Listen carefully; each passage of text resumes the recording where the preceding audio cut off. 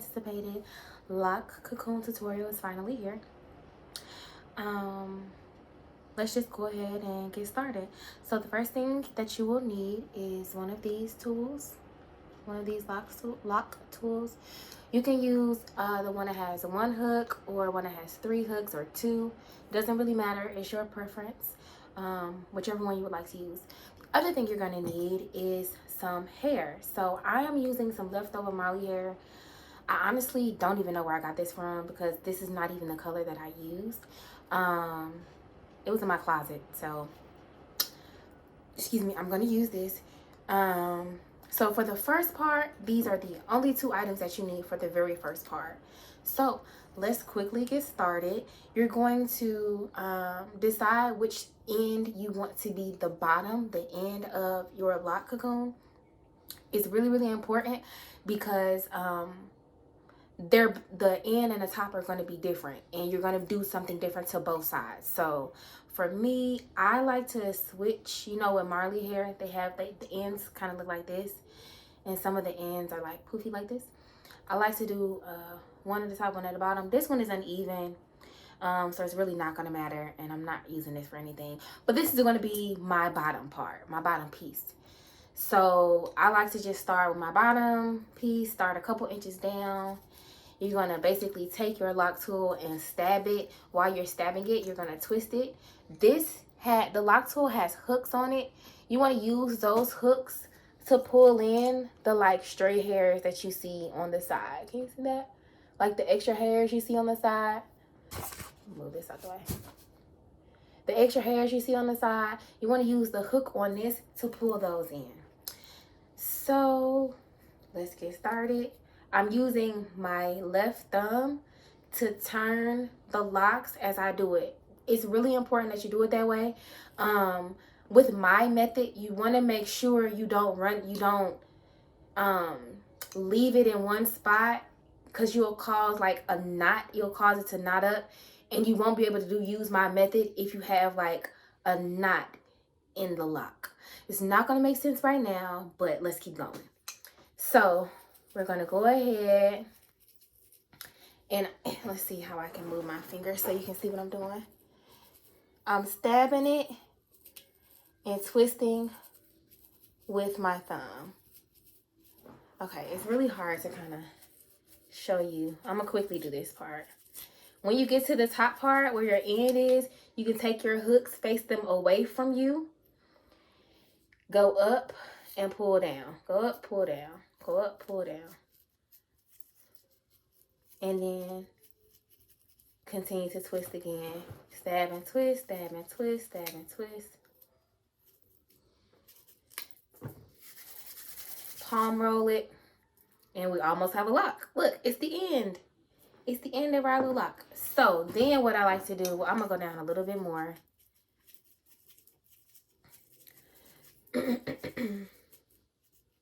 Then what I like to do is I like to go ahead and flip it to the top. So this is the bottom piece of my lock. Starting to look like one, right? I like to flip it and then keep doing the same thing. You're still twisting with your thumb. If you're right-handed, you twist with your left thumb. If you're left-handed, you twist with your right thumb. You're still twisting and stabbing. Some people go like up and down like this. I kind of do all over. And then once it gets a nice length on it, you don't necessarily have to use your thumb to twist anymore. You can kind of like almost palm roll it in your hand. It's so hard to explain. I'm going to just try to show you. So I'm stabbing and like taking this hand and twist as I go. See that process? I don't know if I said this before already, but I'm also going to be posting videos of different types of hair that you can do this with. Different types of human hair you can do this with, and how you would do it and what it would look like. And if you're watching this, I also have added 2 products on my website. Well, it's listed as 2 products, but it's a service. It's an install. I'm going to do 2 installs this month. Um, so if you would like to get your hair done, get some lock cocoons installed. They are reusable. But if you'd like to get some lock cocoons installed and you're in Georgia, go ahead and look on my website. Everything you need to know is on there under hair care. The link will be in my bio if you're interested. Or if you just want to put them in yourself, which is perfectly fine. I'm opening up my pre-orders.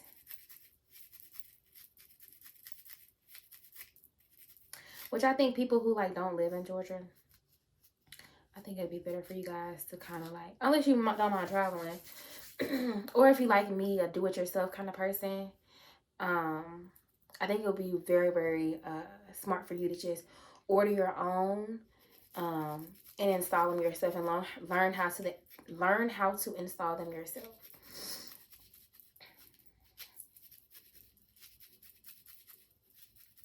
Okay, so we're almost at the top. I went on live yesterday, and I made one on live yesterday, and I don't know why, but I made like this super long one. Shouldn't have done that. So I'm glad we got something short. We're almost to the point where we're going to stop. I know you're like, well, you still have hair left. Give me a second. I'll tell you why we need that. This is very tedious, especially like if you are not used to doing these. It's a very tedious process. I have like butchered my finger. I don't even know if you could tell, but like, you see that gap? It's because this has like stabbed my finger multiple times. I used to wear like the little thumb thing, but it just really gets in the way. Okay, so we're at the point where we're going to stop. And see, I don't know if you can really tell, but my lock doesn't have any knots in it. Any knots. And how you know you don't have any knots is you can like smash it, push it like this, and it should be like it should feel kind of, I don't know how to describe it. It should feel kind of, not necessarily like you could push something through it, but it's no knots. If you have one with knots, you'll know. You'll know the difference. You'll know what I'm talking about. Okay, so now we're at this point. Well, it already kind of split in 3 parts, but normally you would just have these 2 parts because you use 2 pieces of Marley hair. And then you would split one in half. It kind of already split on its own, so yay us. Now we have 3 parts.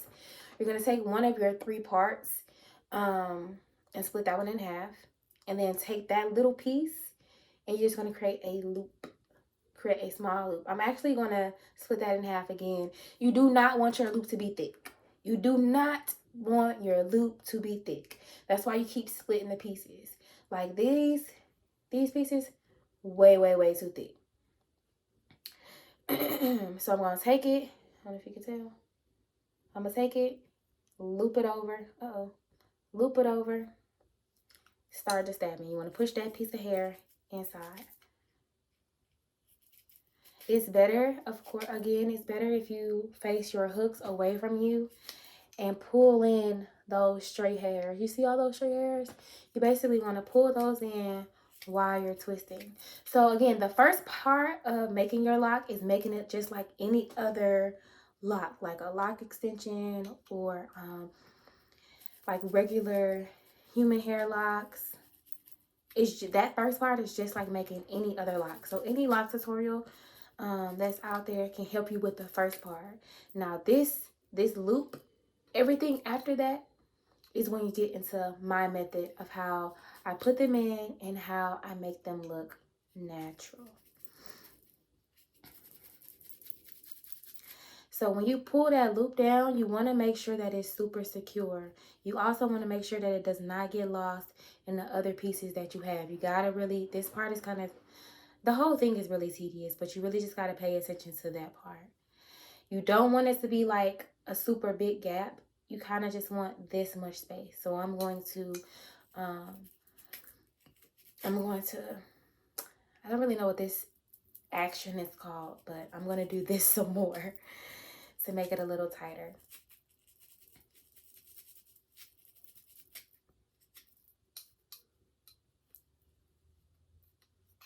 Okay, now you want to keep going back up, but this time while you go up, you want to go ahead and twist it. So depending, I like to, when I first do my locks, I like to make it look like a fresh retwist. So this is why I do this. You're going to take the top part and you're going to twist it. Twist it as tight as you can twist it. Don't worry about the loop. It'll still be there. Twist it as tight as you can twist it. And start doing this again. Remember, keep the hooks away from you. It might be a little harder to get in there, but it's okay.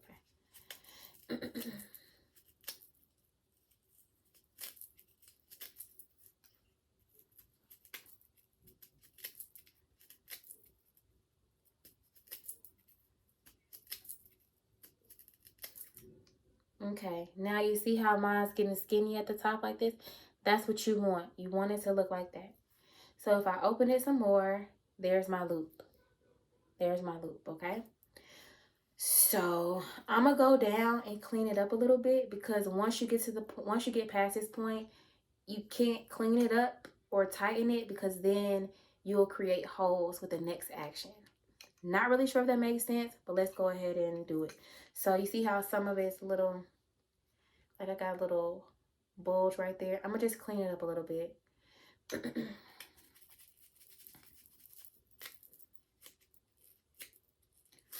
Uh-oh.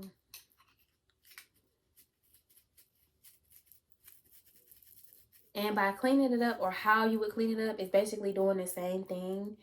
I twist in my hand as I go, but basically just not super tight like you did the top, because you want the top to be tighter than the bottom, if that makes sense.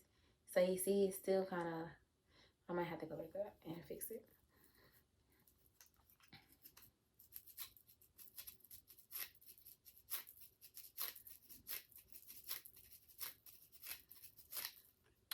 Okay, so the next part, where is it? Where is it? Where is it? Where is it?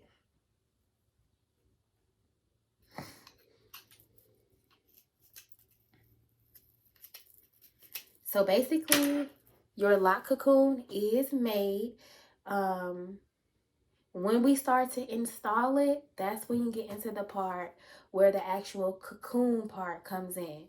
So right now you should have a lock. The top part should be really twisted tight, at like how tight it would be if you retwisted your hair, and you should have a loop at the top that you can stick, like maybe my thumb can't fit, but you can stick like your pinky through.